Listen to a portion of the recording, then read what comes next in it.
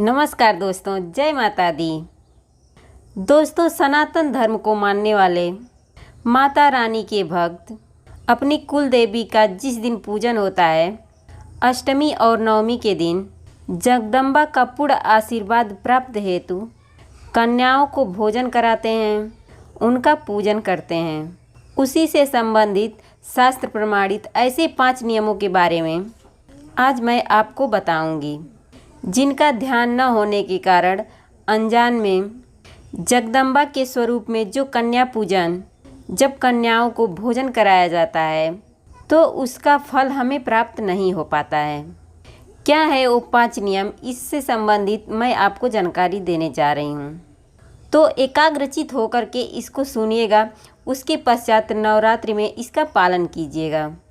मुझे पूरा विश्वास है कि आपको कन्या पूजन का आपको पूर्ण फल मिलेगा। सर्वप्रथम जिसे शास्त्र मतानुसार बताया गया है कि जो भी कंचक पूजन के दिन आप भोजन कराते हैं, इनकी आयु 9 वर्ष से कम होनी चाहिए। यदि 9 वर्ष से ऊपर की कोई कन्या आती है तो आप उसको भी निसंकोच भोजन करा सकते हैं।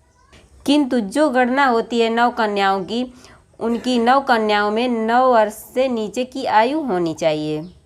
साथ ही एक बालक को भी भोजन कराएं, जिसे शास्त्रों में बताया गया है कि 9 कन्याओं के साथ एक बालक को यदि आप भोजन कराते हैं तो आपको 9 कन्याओं के पूजन का पूरा फल मिलता है। दूसरी अवस्था के अंतर जो छोटी 9 कन्याओं को अष्टमी नवमी के दिन आप अपने घर में आमंत्रण देते हैं, निमंत्रण देते हैं, उनका स्वागत करते हैं, वो पूर्ण मन जो आप आमंत्रण देते हैं, स्वागत करते हैं, वो पूर्ण श्रद्धा के साथ होना चाहिए।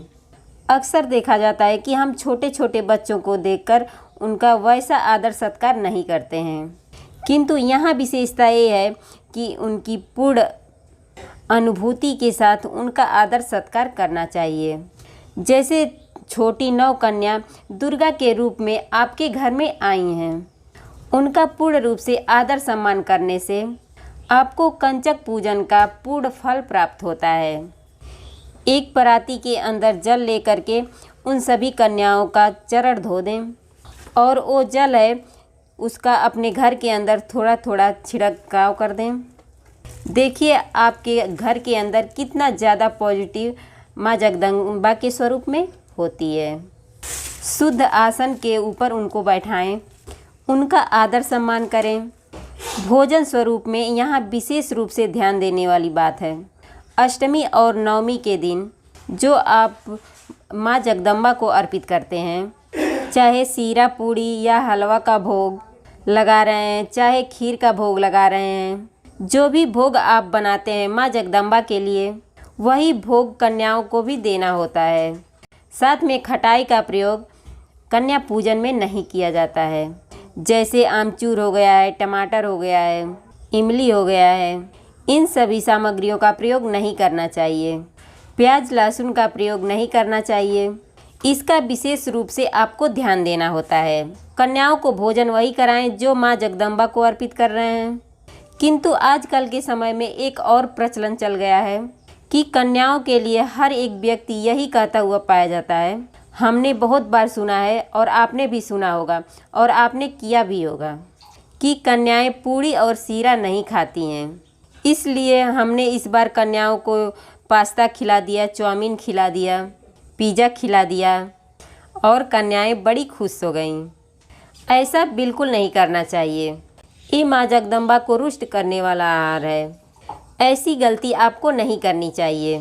चाहे वो कन्याएं एक एक ही ग्रास पूड़ी और सीरा खाएं या छोले का आपने जो भोग लगाया है वही आप उनके मुंह के अंदर खिलाएं, यह माँ जगदम्बा को स्वीकार होता है।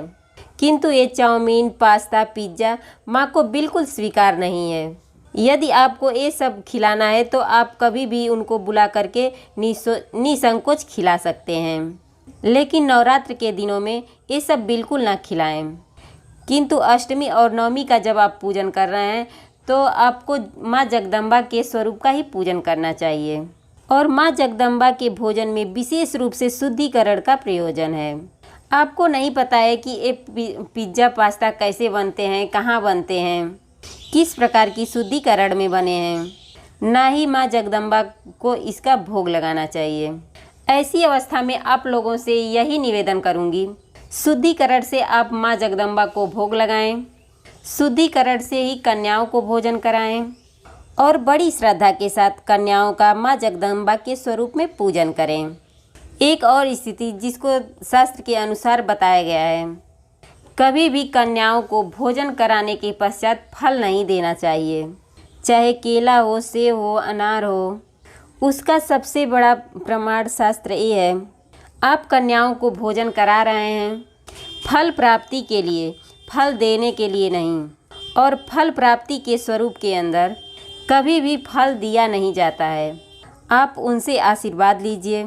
घर के सभी सदस्य अपने मस्तक के ऊपर उन छोटी कन्याओं से अपने सर के ऊपर हाथ रखवाएं, आशीर्वाद लीजिए।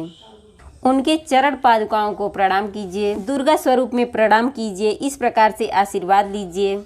फल स्वरूप में उपहार उनको कभी भी नहीं देना चाहिए।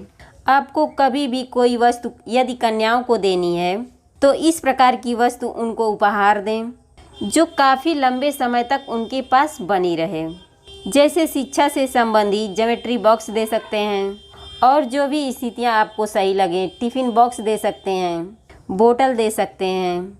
किसी भी प्रकार का वो उपकरण आप इनको उपहार के रूप में दें जो इनके साथ लंबे समय तक बने रहें। जितने लंबे समय तक वो छोटी छोटी कन्याएं आपका उपहार दिया हुआ इस्तेमाल करती हैं, उतने समय तक आपके ऊपर माँ की कृपा बनी रहती है। आशा करती हूँ मेरे द्वारा दी गई ये जानकारी आपको पसंद आएगी और इस नवरात्रि आप माँ जगदम्बा के पूजन का पूर्ण फल प्राप्त करेंगे। फिर मिलूँगी अगली वीडियो में, तब तक के लिए नमस्कार। जय माता दी।